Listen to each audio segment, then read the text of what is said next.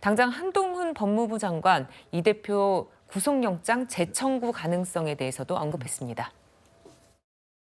민주당에서 수사 실패 시인을 인정하라 이런 얘기가 나오고 있는데 범죄 혐의자 측에서 영장 한 번 기각됐다고 기세 등등하게 법 집행 책임자를 공격하는 것에 대해서 국민들이 그렇게 좋게 보실 것 같지는 않습니다. 근데 검찰은 증거 인멸을 말씀하신 거 원래 검찰은 그거를 위주로 구속을 시키자고 했던 건데 안 된 거잖아요.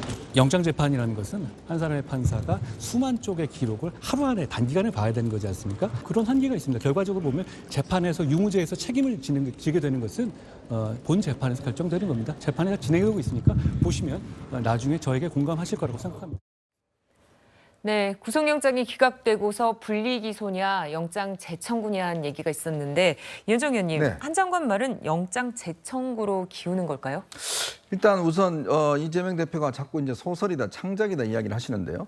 이 관련된 사건 꽤 많습니다. 그런데 이미 24명이나 되는 사람이 구속됐습니다. 네. 더 많은 사람들이 일단 기소가 됐어요.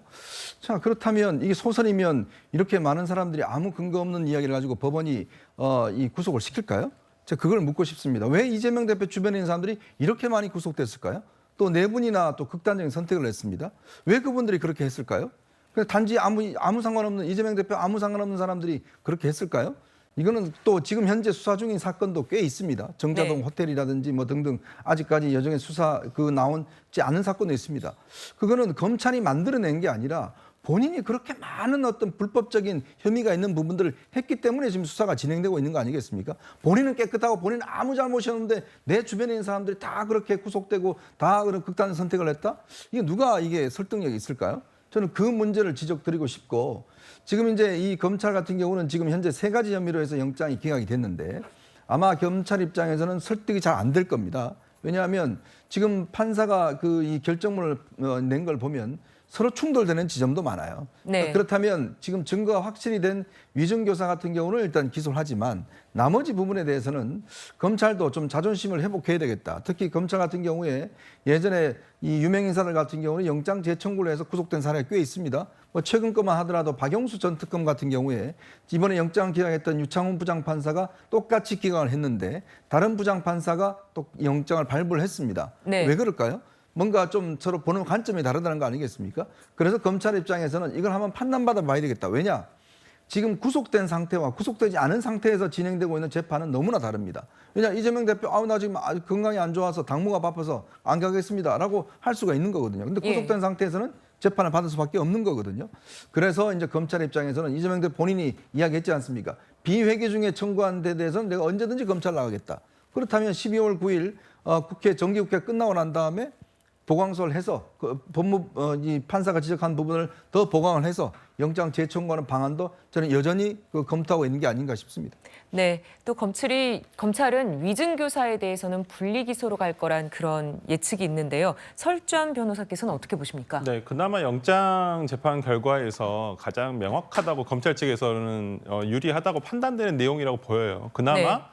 다른 백현동이라든지 쌍방울과 관련해 가지고는 범죄 자체가 소명이 굉장히 안 됐다라는 어떤 평가를 받았습니다만은 그다음에 위증교사와 관련한 내용들은 본인들이 검찰 측에서 녹취록이라든지 녹취 파일 이런 것들을 가지고 있기 때문에 어느 정도 소명이 됐다라고 법원의 결정을 받았기 때문에 저는 뭐 검찰 입장에서는 그나마 이게 가장 유리한 내용 아닐까 싶어서 일단 검찰에는 기소에 대한 재량권이 있기 때문에 이 불리기소를 아마 할 것으로 보이고요. 나머지 부분에 대해서는 지금 기소를 하더라도 예를 들어서 입증 자체가 안 된다고 한다면 공소 유지조차도 안 되거든요. 백현동이나 쌍방울에 대해서. 그래서 뭐 검찰에서는 이 부분에 대해서 보강 수사를 통해서 더 보강해야 되지 않을까라는 생각이 좀 들고요. 그렇기 때문에 저는 뭐 그나마 조금 60%가 넘는 소명이 됐다라고 하는 어떤 이 위증교사 부분에 대해서는 불리기소하지 않을까 싶습니다. 네, 이 대표 대장동 재판의 공직선거법 재판까지 당분간은 매주 한 번은 법원에 나가야 할 것으로 보입니다. 어제 재판을 마친 이 대표가 병원으로 돌아갔다가 택시를 타고 국회 본회의장으로 갔는데요. 최진봉 교수님, 네. 본회의장을 찾은 이유가 뭐였죠? 왜냐하면 어제 이제 본회의에서 여러 가지 건들이 처리가 됐는데 법안들이 그 중에 하나가 뭐가 있냐면 최상병 있잖아요. 해병대 최상병, 최모상병의 순직 사건 관련해서 외압이 있었다고 하는 부분에 대한 특검 법안이 발의가 됐는데 그 법안이 어제 처리가 됐어요. 그게 상징성이 있잖아요.